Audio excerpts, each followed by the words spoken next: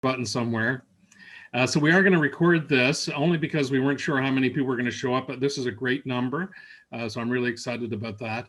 But in case there were people that might want to tune in, so you can disable your camera if you want to be disabled as well. Amanda could put it on speaker view and just record whoever happens to be speaking at the time. So that's part of the introduction. I just wanted to remind people of Jenny's story. She's going to probably share more with us, but just reiterate what you've seen in our Friday email, as well as on our webpage. She is a storyteller, a teacher, and a theologian. She's grown up in the Canadian Forces, in a Canadian Forces family. So she's had a chance to move all across Canada. And I think when I heard her speak at Synod, at one of our synods recently, she did acknowledge the fact that she had never spoken in Prince Edward Island, and I think had never been here. So we made the commitment to get her here somehow in the near future. And if this is the only way we can do it now, that's the only way we'll do it. But hopefully sometime in person, we can have you over to Prince Edward Island for a teaching engagement. Jenny has her Ph.D. in Community Engaged and Social Justice Theater from the University of Toronto. She was involved in the Ask and Imagine program, and I think that's a program we're quite familiar with, sent lots of youth there over the years, as well as some leaders as well. I think Rashawn Sinjorwe was involved, and he found out about it through the parish here. And you've also been involved in a new play called Roots Among the Rocks. And I'm not that familiar with that. I've heard of it, but perhaps we'll hear more about that as well. And she's currently teaching philosophies of theater at U of T. And we've already heard some jokes from her 4-year-old daughter. So she says also that she's keeping up with a very active 4-year-old. The theme for these two presentations, there's this week and next, stories, how they work, what we expect, how they set us free. And particularly the title would be Stories of Love and Justice. We'll deal with stories of love today and of justice next week. So that's, I tried to make that as brief as I possibly could, but mainly just to say thank you for being here and welcome to Jenny, and I'll turn things over to you. John, thank you so much. It's such a pleasure to be here, even virtually. Even virtually being in PEI is a blessing. And yes, I very much would love to be there one day. It is the only province I haven't had a visit to yet, so it needs to happen. I'm saving the best for last, as they say. Absolutely. I'm going to start today with a poem from Jan Richardson. And it's a poem called Cup.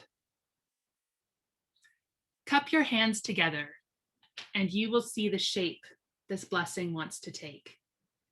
Basket, bowl, vessel, it cannot help but open itself up to welcome what comes. This blessing knows the secret of the fragments that find their way into its keeping, the wholeness that may hide in what's been left behind, the persistence of plenty where there seemed only lack. Look into the hollows of your hands and ask what abundance waits among the scraps that come to you. What feast will offer itself from the fragments that remain? Today, we're going to talk about finding abundance, finding love, finding joy and life among fragments, among chaos, and especially as we're walking towards Palm Sunday, among devastation and loss. And recognizing that God's insistence on love and resurrection and joy, even in the midst of sorrow.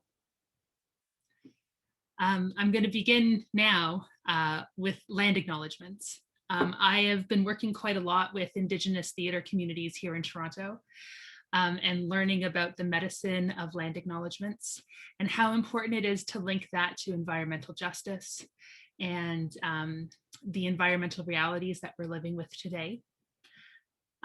Because you cannot love a place, you cannot save a place you do not love, and you cannot love a place you do not know, and you cannot know a place until you know its history.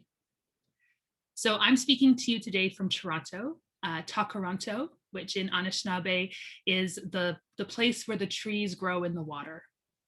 It is in the bastion of the Great Lakes region, which has been a site for human activity for over 10,000 years.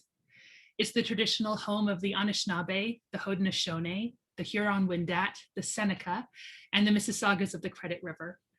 But it is also today in 2021, the largest Indigenous community in Canada. And it is home to Indigenous nations from across the country, especially Inuit and Métis and Haida. So my dear friend, Professor Jill Carter, who's Anishinaabe herself, says that she's from the Toronto Res, the Great Toronto Reservation. And I try to remember that as I walk these streets, to say that more Indigenous people live here than anywhere else in Canada. But of course, I'm visiting you in Charlottetown, and Charlottetown is the traditional unceded territory of the Lennu and the Micmac, and part of the Wabanaki-Daland Confederacy, and has been a site of human activity. So I said 10,000 years in the Great Lakes region. PEI has evidence of human activity for 15,000 years. So there have been stories told on your land for over 15,000 years, with water keepers, water protectors, and people connected and caring for that land. Now, of course, I wasn't born in Toronto. As John said, I was born into the Canadian Air Forces. I don't have a hometown, I have a home story. And I often feel when people ask me what my hometown is, I often say it's the highways of Canada, particularly Highway 1. That seems to be what I call home. But I was born in Moose Jaw. And so Moose Jaw is located on Treaty 4 territory. And Treaty 4 is the traditional lands of the Cree, the Ojibwe, the Saulteaux, the Dakota, the Lakota, and the Nakota, and is also, of course, the homeland of the Métis people. The Treaty 4 was a huge treaty in Canadian history. It covers a significant landmass.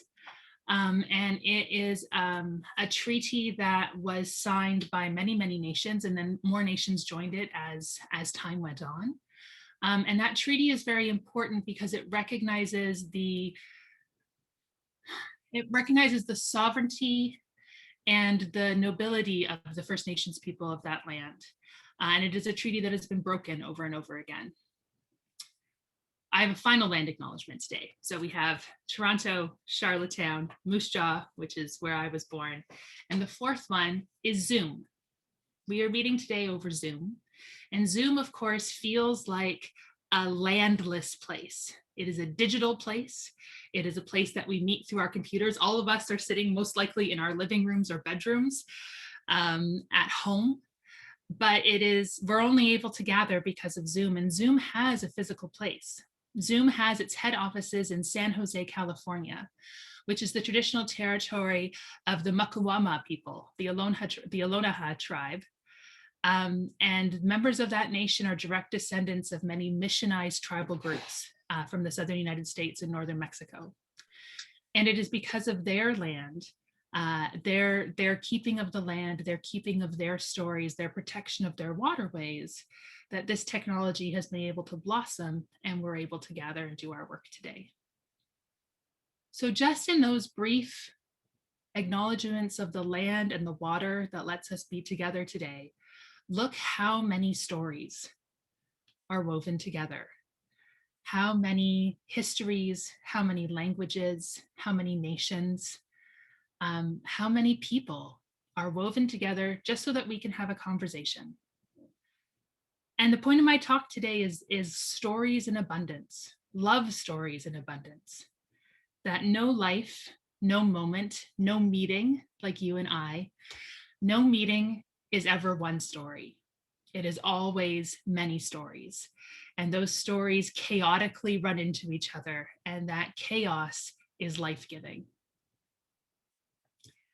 As John said in my introduction, I am a professional story person. Gathering stories, listening stories, telling stories is what I do.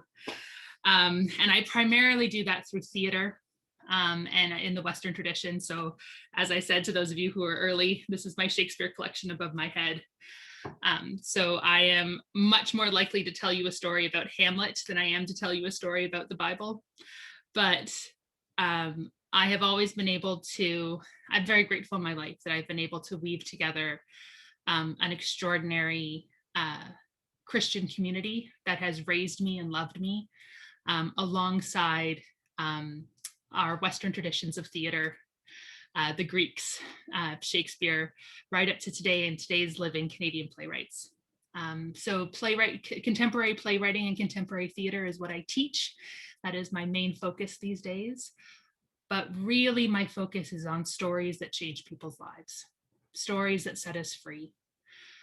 Collecting those stories and putting them together, and especially the places where they don't line up perfectly, where the truth of one story and the truth of another story seem to contradict.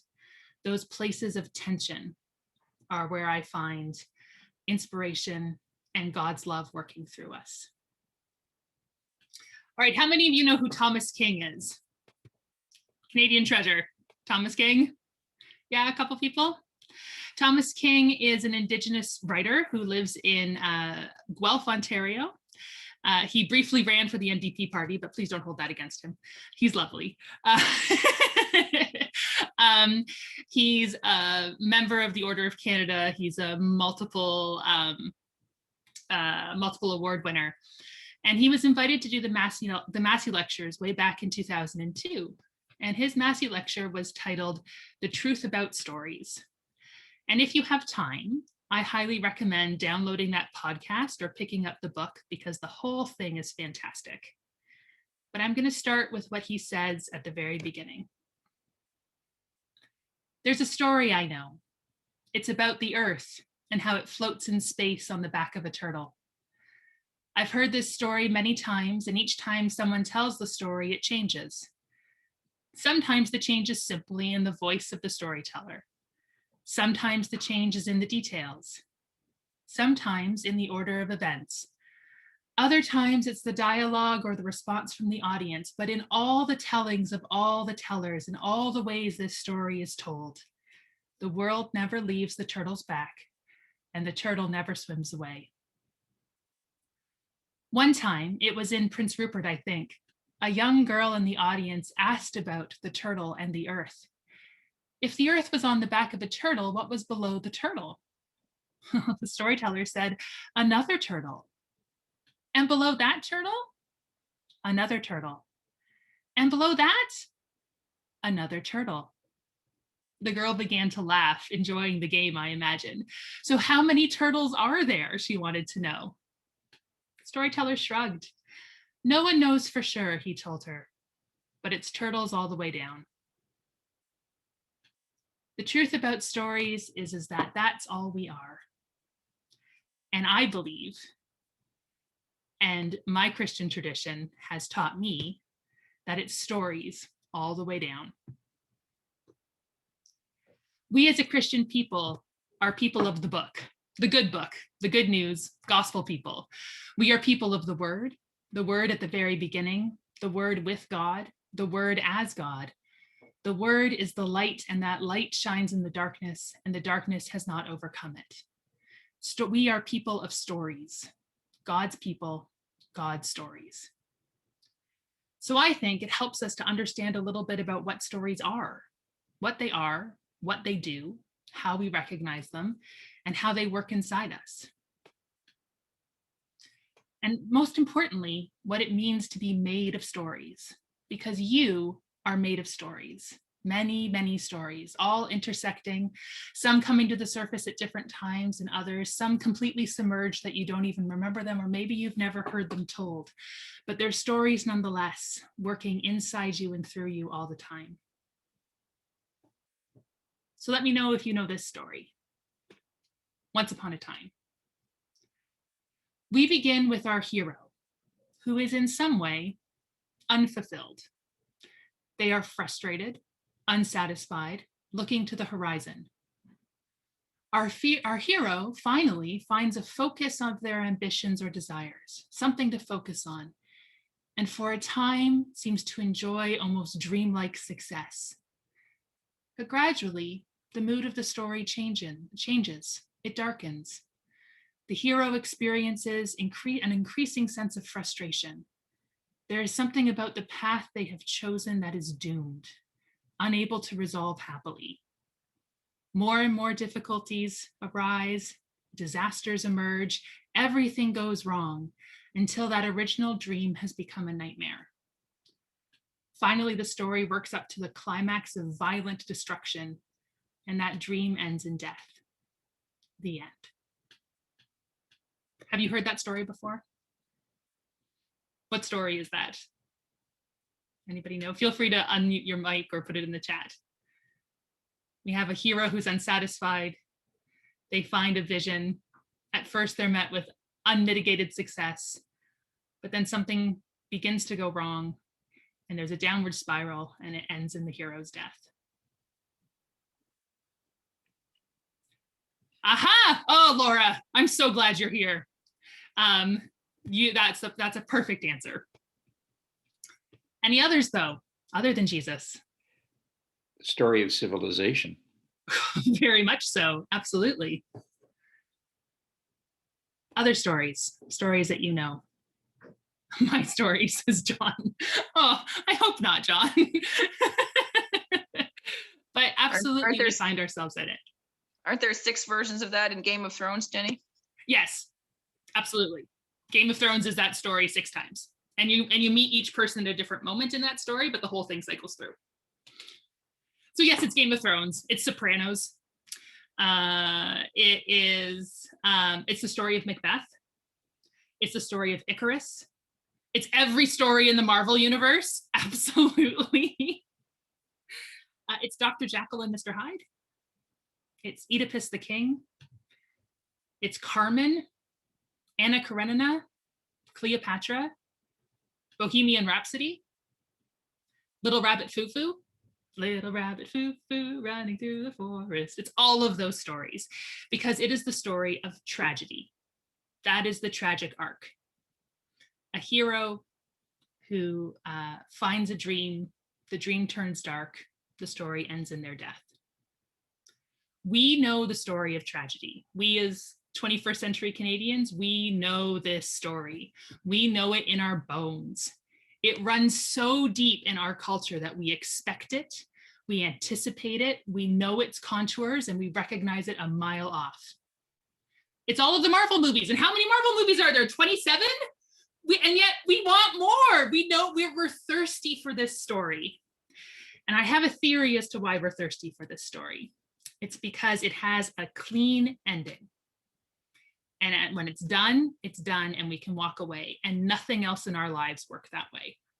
So there is something about the tragic form that is satisfying to us. Not happy, not gratifying, but satisfying, because it's a finished line. It's a finished line, and then we can put it to rest and say, that's it, there's no more. It comforts us with certainty. These things happened. They were relatively inevitable because we've heard this story so many times that we now believe them to be inevitable.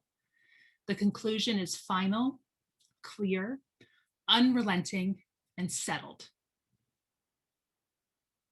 But tragedy is not God's story.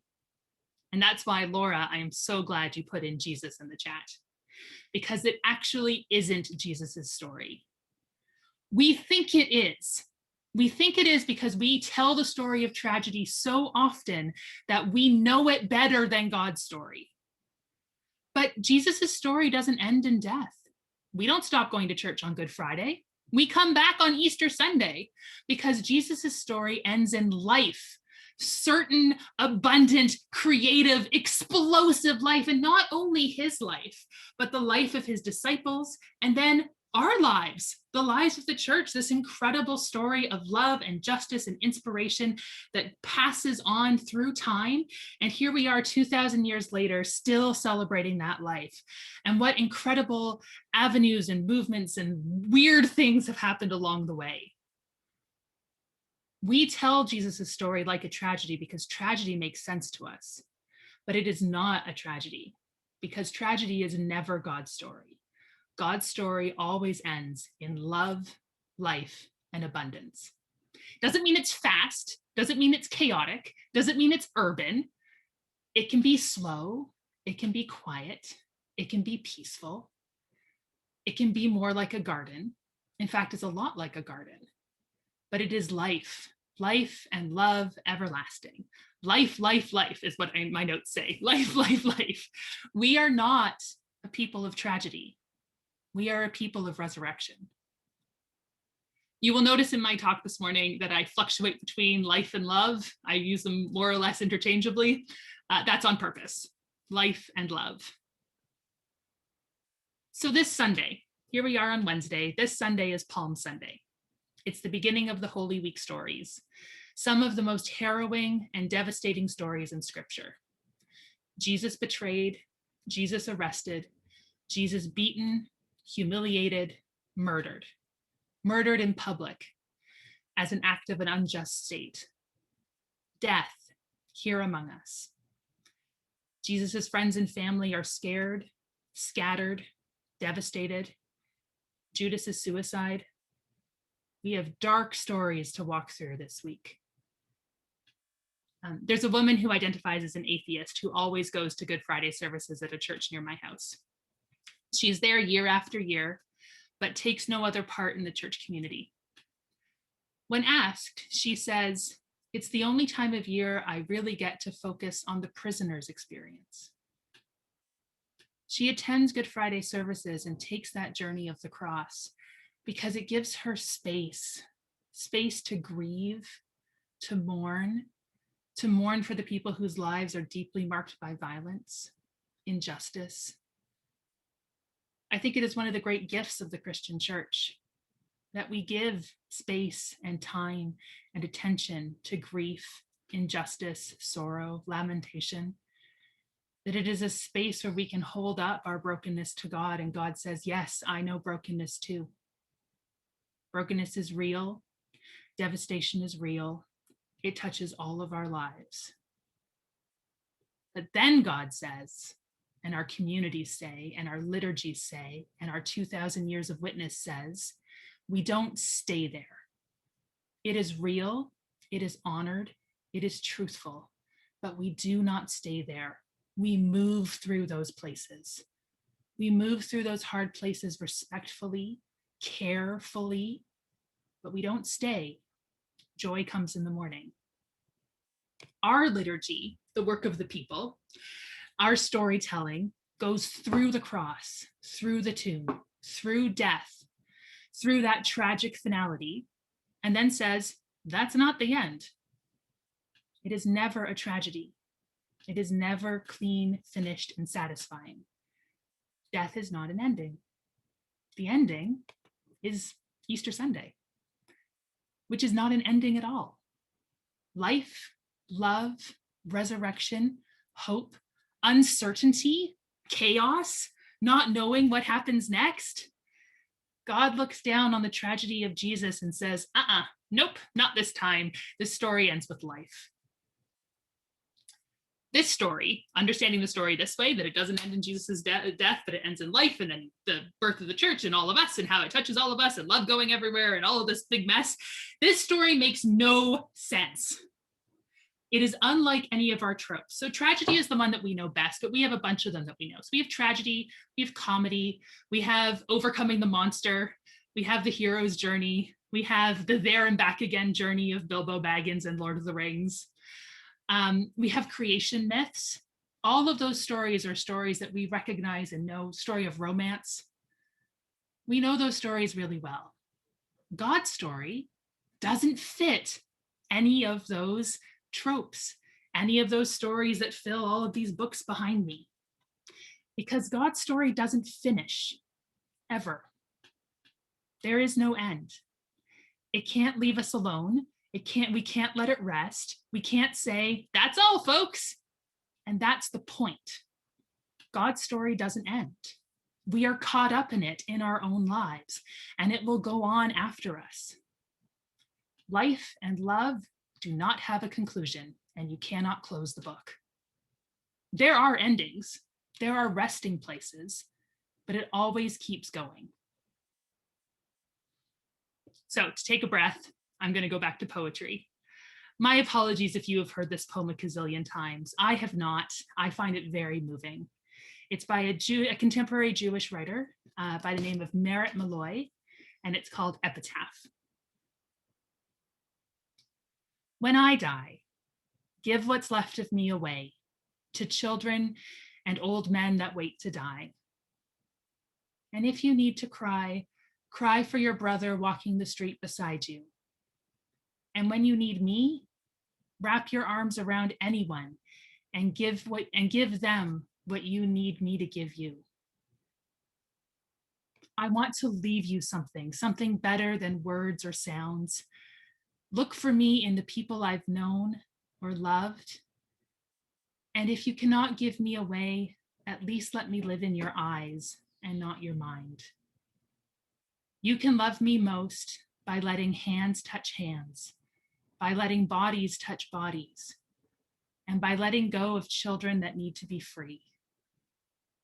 Love doesn't die. Love doesn't die. People do. So when all that's left of me is love, give me away. I have a challenge for you this week, if you're willing, as you go through your pandemic entrance into Holy Week in preparation for Palm Sunday. My challenge for you this week is to listen very carefully to the stories all around you. The stories being told to you through the news, through the books you're reading, on the radio, your friends and family, to the stories that you are telling about your life, about your day, about this pandemic, about your faith. And listen to the stories that are working inside you, the negative thoughts, the positive thoughts, the memories of Eastertides past, plans for the future. And test, this is the challenge, test if that story is a tragedy, is working in a tragic trope. Test if it ends in death, and that death is the final word. Ask yourself, what if God told this story instead? Don't change any of the facts. People die. This is true. But what if God was the author of the story rather than the trope of tragedy? And ask yourself, if God told this story, what happens next? What happens after the death? After the sadness? After the tragedy? After what is supposed to be the final word and we close that book? Look for what's not a clean ending. God picks up the pen and keeps writing, folding love into the hardest and loneliest of places and pushing us to keep going, keep the stories moving. Death is a false ending. There is much more, abundantly more. Love pours through death and keeps going. And those stories never end. My dear friends in Christ, I invite you to join me in prayer. Let us pray. Loving God, you are present in the darkness before dawn, in the waiting and uncertainty where fear and courage join hands, conflict and caring link arms, and the sun rises over barbed wire. God who is with us, who sits down in our midst to share our humanity, we know that faith takes us beyond the safe place, into action, into vulnerability, and into the streets. Help us to commit ourselves to work for change, to tell stories of truth and love, to put ourselves on the line, to bear responsibility, take risks, live powerfully and face humiliation, to stand with those on the edge, to choose life and be used by the Spirit for God's new community of hope. Amen.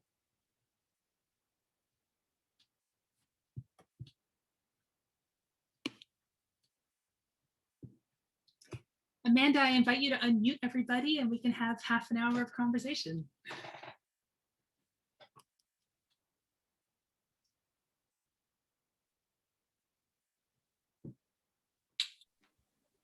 This will just take me a minute.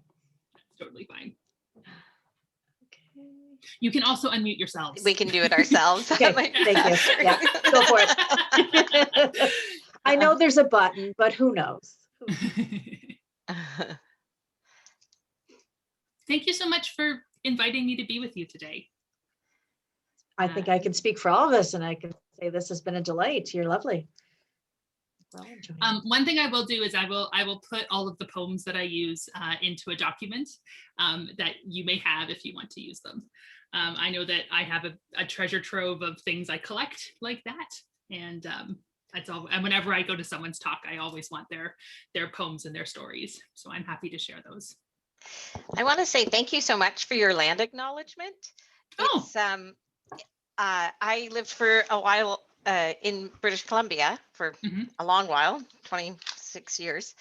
And it's interesting because that whole sort of land acknowledgement as part of an everyday thing, I think it's not brand new, but we don't use it as often.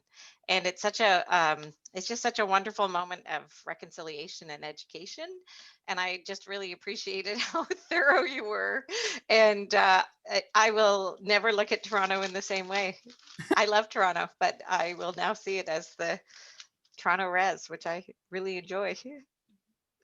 The land acknowledgement tradition is slowly moving east, right? Because it definitely its heartland is is along the west coast and in Haida and Sioux territory, and we slowly have been picking it up as it moves across. I think so. I think so.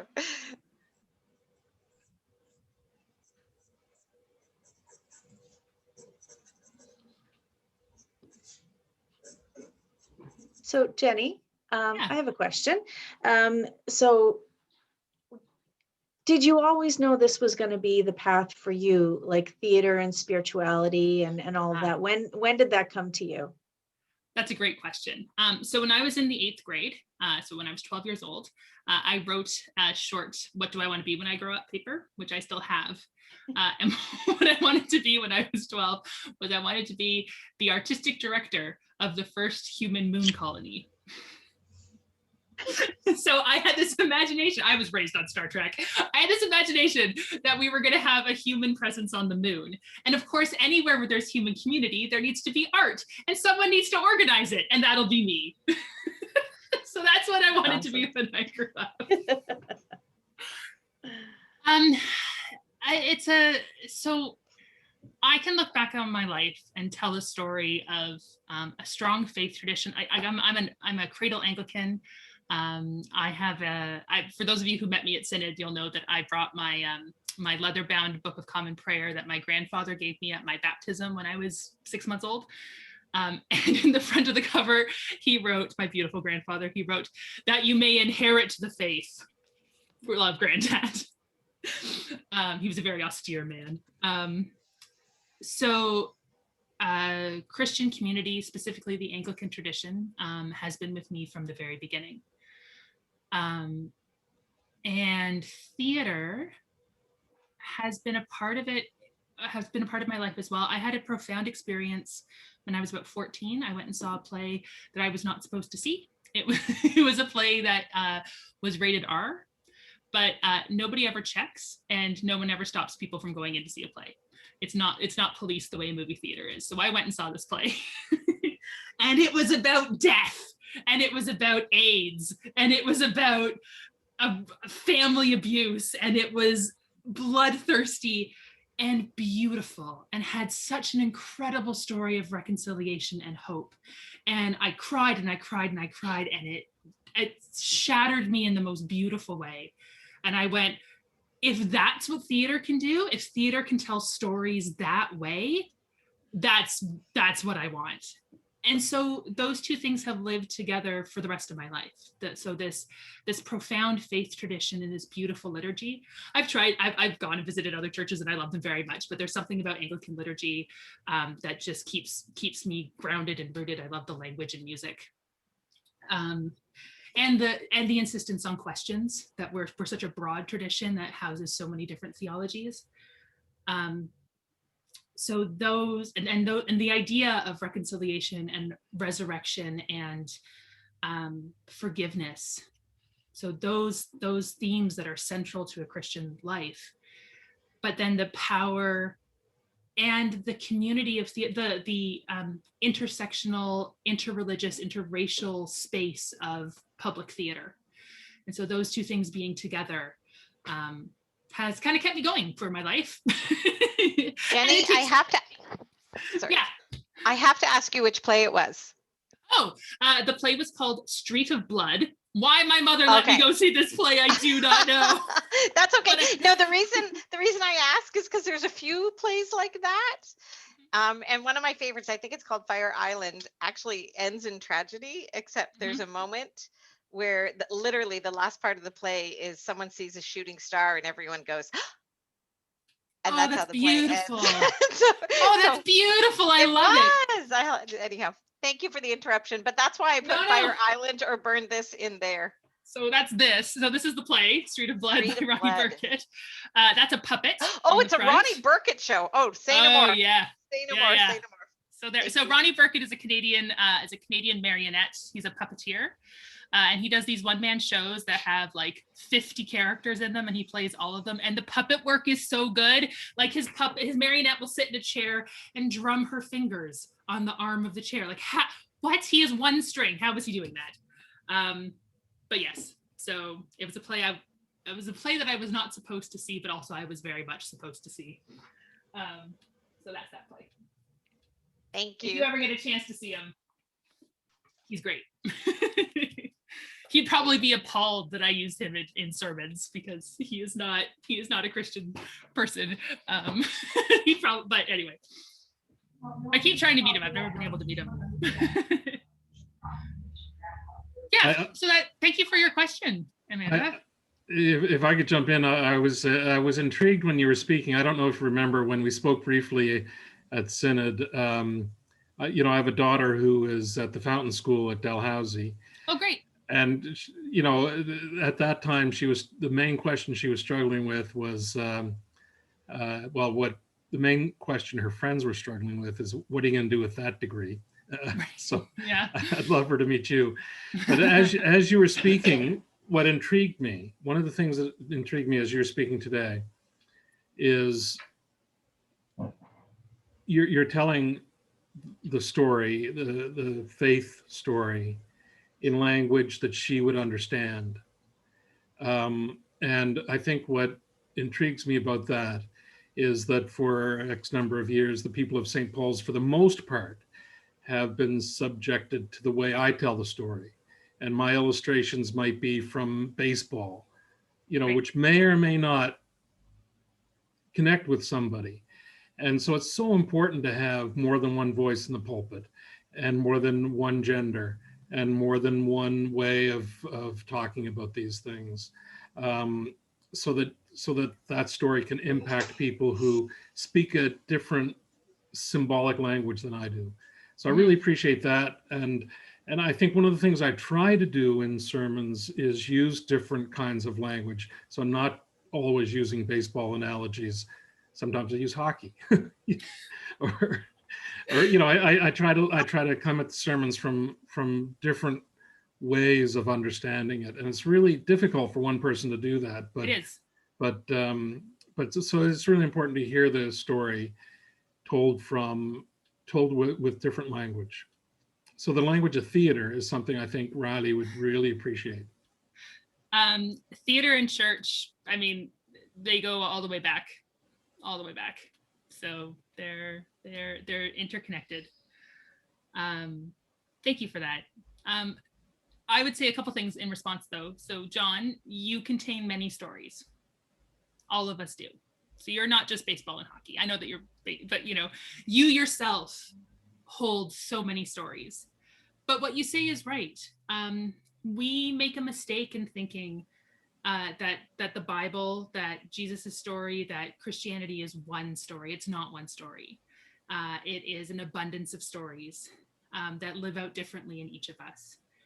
And to hear as many stories as possible, to gather as many stories as possible is so important. But also to know how stories work. So you can say, Yeah, see, you're telling that story like a tragedy, but I don't think it is one. or more like because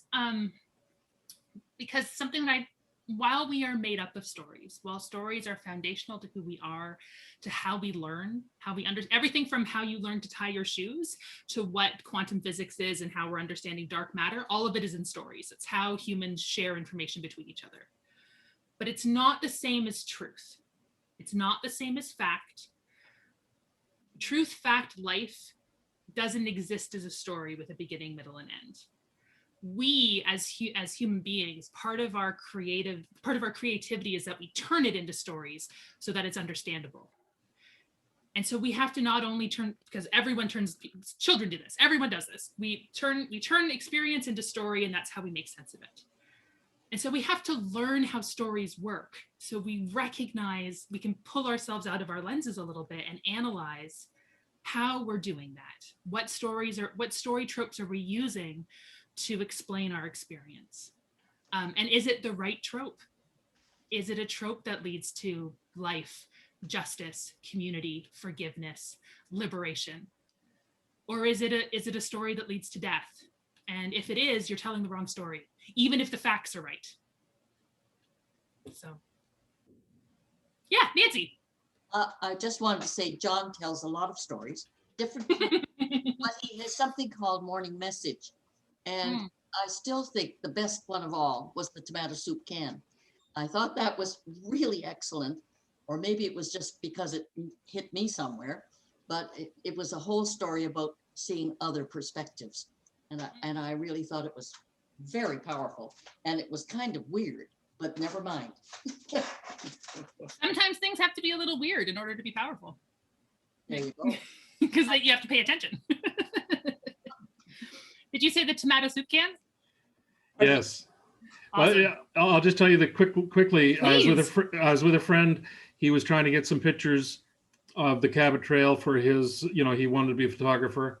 It was a miserable few days in terms of the weather, and I was bored. So whatever he was taking a picture of, I took a picture of what was behind him. And Awesome. and one point it was a garbage pile of tomato soup cans, Campbell's soup cans. And he and I both agreed it was the best picture the whole weekend. Nice. Yeah. What's in the frame and what's out of the frame. I have a whole lecture for my undergraduate students about what's in the frame and what's out of the frame. Yeah.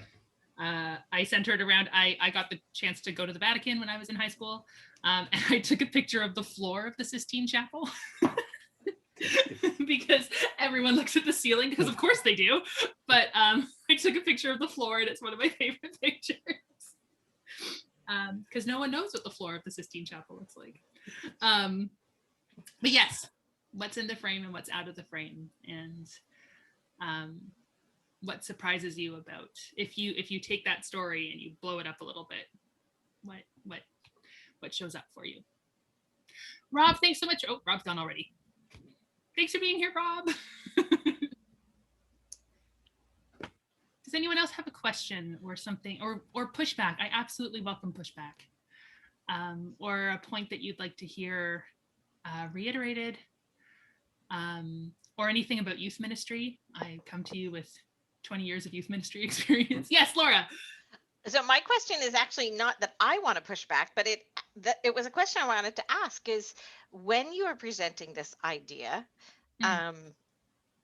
sort of the whole trajectory of the tragedy, and that you're telling the story wrong, do you get pushback? Have you received pushback in some of the Anglican or communities you've spoken to?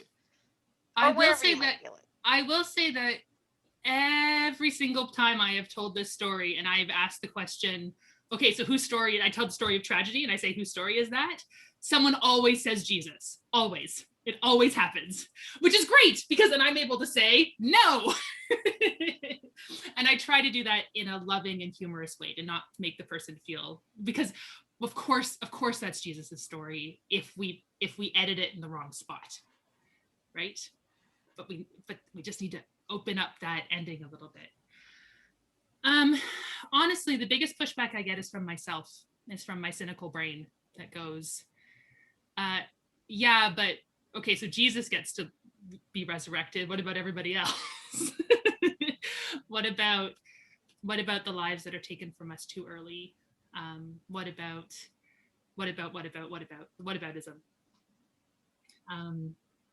So that's why I make sure to spend time in lamentation and to say that even though the Christian story is one of life everlasting, of the garden bursting forth in the spring, and how that hope and that resurrection and that messy life is fundamental and true and God's story, it doesn't mean the hard stuff doesn't happen.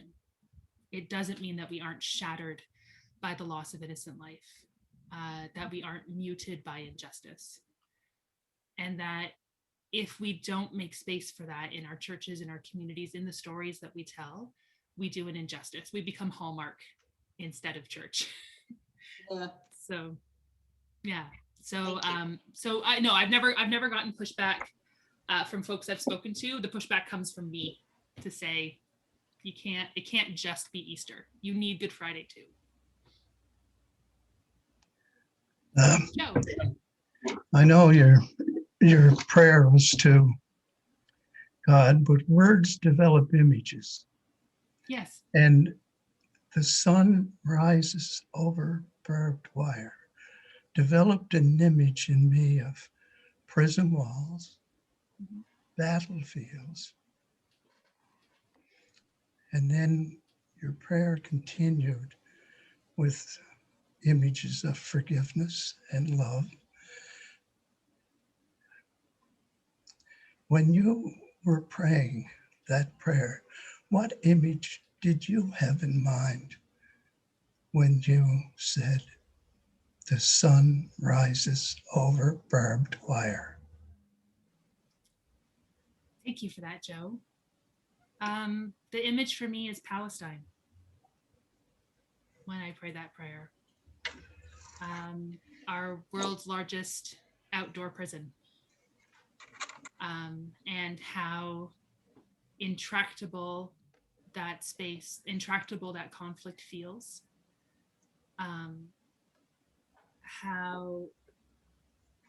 How much pain and suffering for generations happens there, and it seems to not move.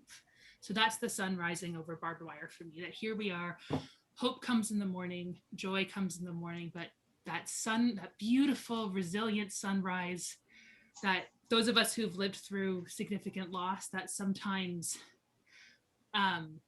insulting sunrise, like how dare the world keep going after the tragedy that has occurred, after the loss that has occurred. But yeah, for me, it's the sun rises over Palestine. And so we still are living with this gaping wound in the heart of humanity that has no answers yet. Thank you. I'm having trouble with the audio here, so I have to keep plugging earphones in and out. So, but thank you very much. You're welcome.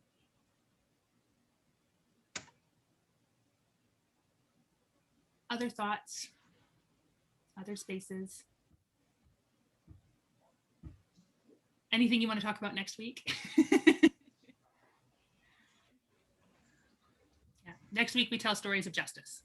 This week was stories of love.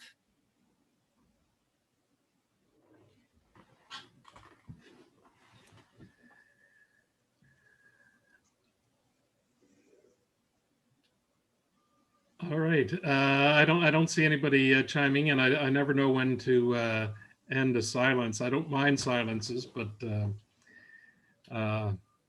is there anyone? All right. Jenny, I just want to say thank you for today. It's been wonderful. I can report excellent things on Sunday and tell people to be sure to tune in next week. But thank you for today for sure. Well, thank you for having me. It's such a pleasure to be with all of you. So no, it's a joy to be here, especially during Lent, and as we get ready for Palm Sunday. Yeah, for sure. All right, thank you. Hey, hope to see you next week. Thanks so much, Jen. Thanks everybody for coming. Bye-bye.